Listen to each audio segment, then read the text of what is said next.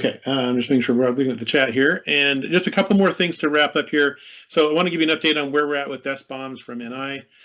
We talked about what the purpose of an SBOM is, and the tools that we saw earlier, they will help generate SBOMs of the things that you're adding to your project and the code that's being called from that. But a real SBOM is a lot more detailed than that and includes the engines and the things that are underneath the hood that we provide, and you would have no way of generating an SBOM for that. That's something we have to generate. A real SBOM will include not only the code components that we install, like with, say, with LabVIEW, it would also include the places inside the LabVIEW source code where we've called and used third-party and open source components. And so for code as large as LabVIEW, that's a substantial effort for us. But we've gone through all of, and I guess, first of all, like we've said today, you'd use that to identify vulnerabilities. There are a lot of vulnerabilities. There are, we were looking last year there were 19,000 vulnerabilities found and reported to the public database. That's more than 100 every single day. So if you have software that has, if you have software on a machine, it has vulnerabilities. Sam showed us how Sam was showing us how there was some software that he had installed, and he knew it had a vulnerability, right? It hasn't been fixed yet, but he's able to still use it because he knows that there's a vulnerability, but I'm sure he's anxiously waiting for that vulnerability to be fixed so that he can install the new version of the software. This is going to be a real challenge for us as test engineers because with this many vulnerabilities being found and published, like let's say in LabVIEW, if we know about a vulnerability, we fix the vulnerability, you've got to apply that fix. And so how will you apply those fixes without breaking your code? That's going to be a real challenge for all of us to manage these systems and to make that all available. So we are working to create SBOMs, and as we do, that will create transparency for you. And if your IT team will just say, well, you just need to update your computer every few days. We know that that's not possible on a test system. So for us, we have to figure out when there's a vulnerability, which of those vulnerabilities are exploitable. As we talked about in this presentation, sometimes there are things that you just can't access in LabVIEW. So even though there's a vulnerability, it's not a problem. How do you plan for those updates and how do you test those? And then how do you manage around things that can't be updated? Those are all challenges we have to figure out as test engineers. Now, NI has been working to create SBOMs, and we now have SBOMs for nearly all of our software. As we do, that's created transparency for us too. So we are, for the first time, looking at all of the components in one place that we have inside of all of our software, and we are looking at how do we respond to those. So we're making sure that the SBOMs are correct. We are looking at all the vulnerabilities that get reported when we run that reporting internally, and thinking through how are we going to respond to those vulnerabilities, the components inside of LabVIEW or TestStand that are known to have these vulnerabilities.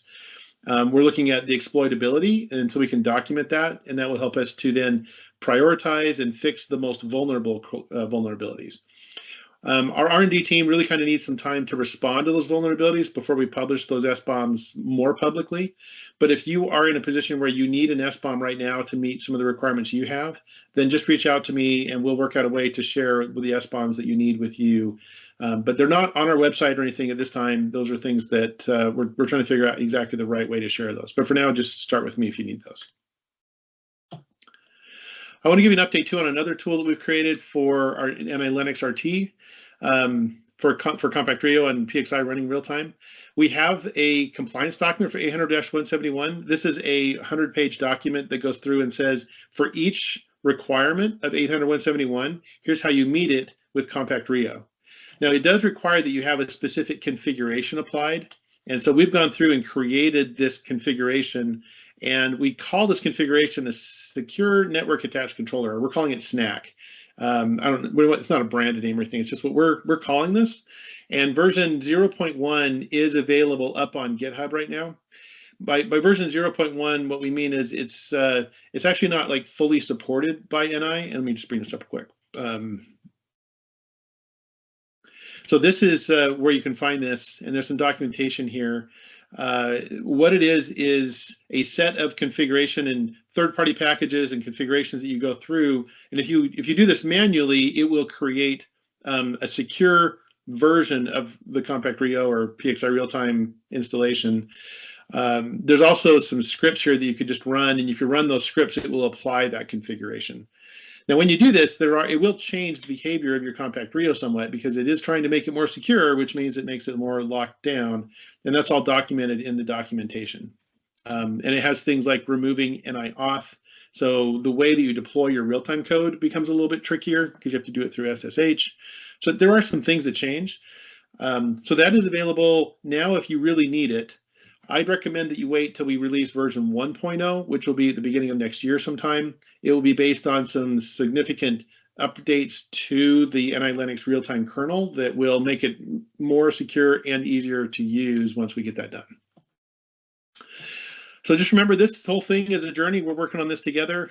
We are really serious about trying to make our product secure and work with you to make your system secure. We have a lot of resources available. We have ni.com/security.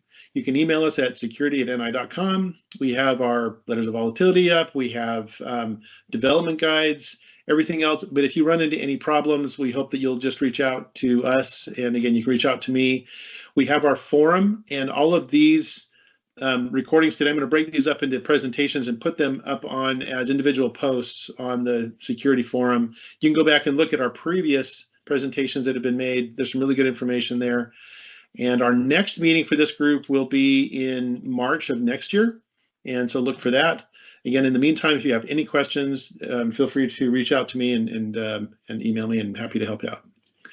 So thank you very much for your time. I'm going to hang on for a few minutes if you have any questions about anything.